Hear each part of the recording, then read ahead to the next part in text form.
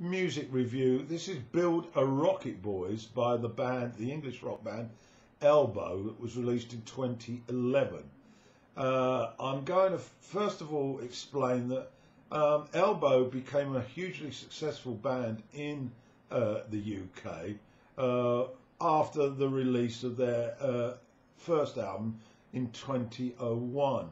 Unfortunately, I'd already left the UK 7 years earlier, and I have struggled really to get into this band, not because I don't see them as highly crafted, but because of the quantity of music that's available. These are one of those bands that I've dipped into, but I've really failed to deliver a concrete picture of the albums that they've offered to us. So this is my first attempt really to go a little bit further and listen a little bit more thoroughly and find out what's all the fuss about.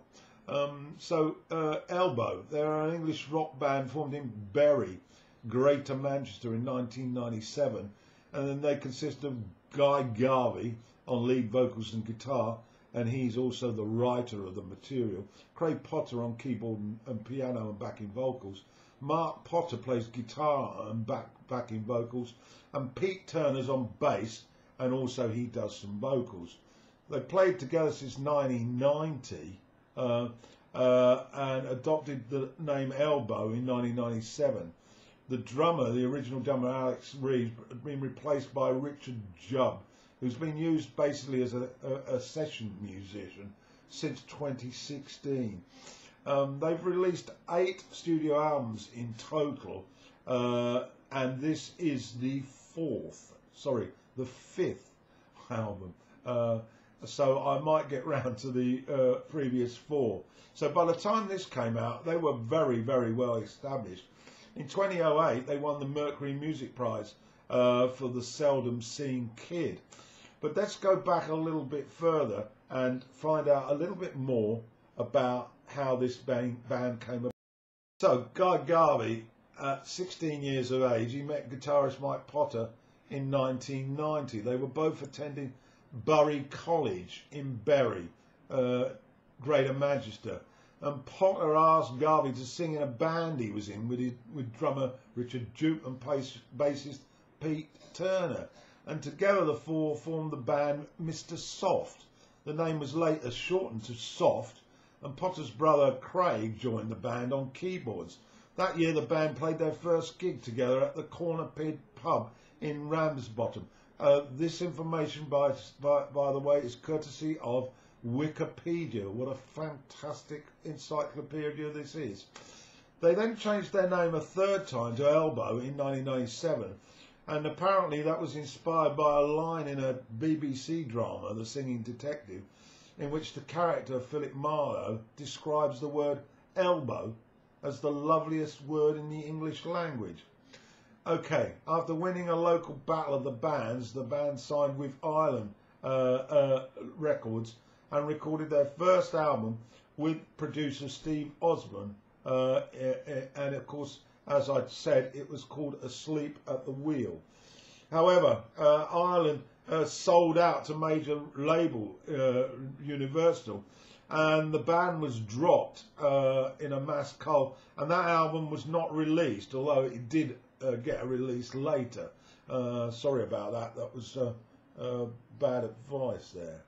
That problem with Ireland, they continued to record with independent label Ugly Man Records and release a number of EPs, and then finally, after extensive airplay on BBC Radio 1, they got to release their first album, Asleep in the Back, in 2001. So let's jump forward now. I'm going to go through this album track by track, and bearing in mind that I'm not that sort of into Elbow, so if some of my comments might seem a little bit negative, it's because of unfamiliarity rather than a lack of appreciation. So to track 1, The Birds. There's a very plodding gentle rhythm It's a bit off key, I found. But 3 minutes in, it takes off and grips you with combinations of keyboards mixed with interesting woodwinds. And Garvey's voice drones somewhat, not instantly appealing, but clearly talented musically. Repeated listens to these complex structures, I noted. Second half of this song has a late 70s feel. Almost an English Talking Heads type rhythm, plus strings that drown the sort of hip-hop beat. The symphonic closure strides out, full of 70s rock influences, cellos for examples, and the vocals owes a nod, I felt, to David Bowie. Lyrically, I think it's looking back on life and bringing a freshness to the same feelings, love particularly, and avoiding patronising the elderly about this, and acknowledging they felt the same things as you do, same experiences. So a young love for them was the same as it is for you. So to track 2 then, Lippy Kids. I think this is possibly my favourite on this album.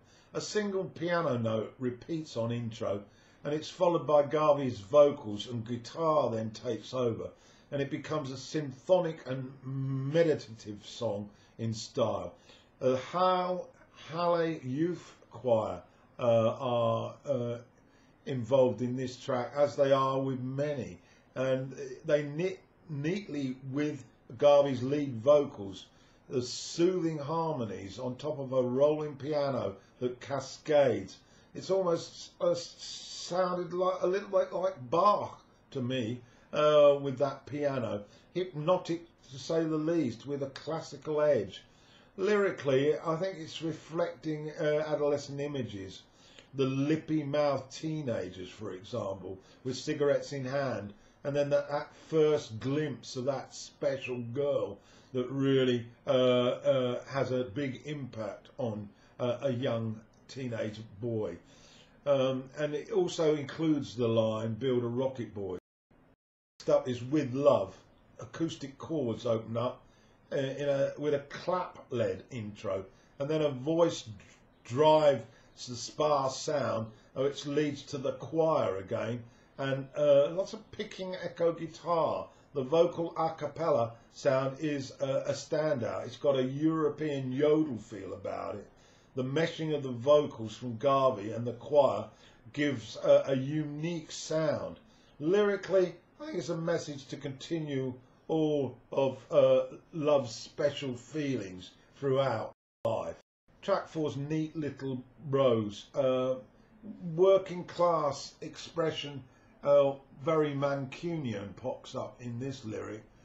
"Back in your box, wind in your neck," which I found out means don't get above yourself, avoid snobbery.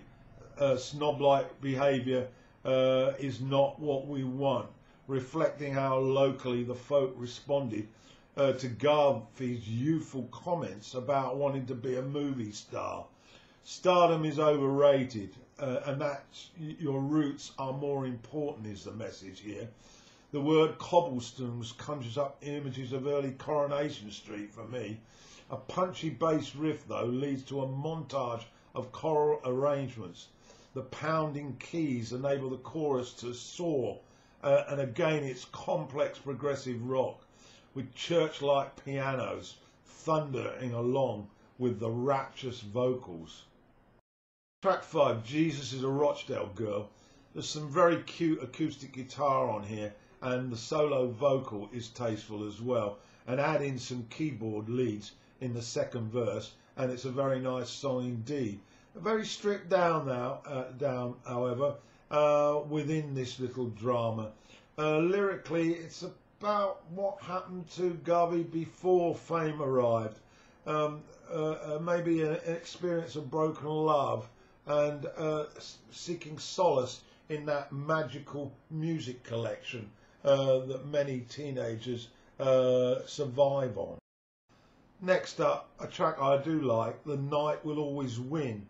There's a solitary piano note again that leads to Garvey's typical spoken word style, vocals coupled with keyboards that intertwine with the symphonic vocals.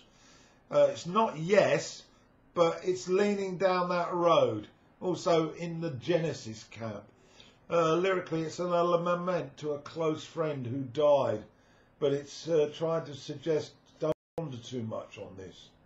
High Ideals track some maracas shufflers in here, and it's got a sort of buzz-driven, jazz-inspired montage with orchestration, and Garvey's tenor collides with cello, violin and viola, and also he throws in some trumpet and flugelhorn, and they're all integrated briefly, and then the piano-laden voice mix before the booming orchestration returns.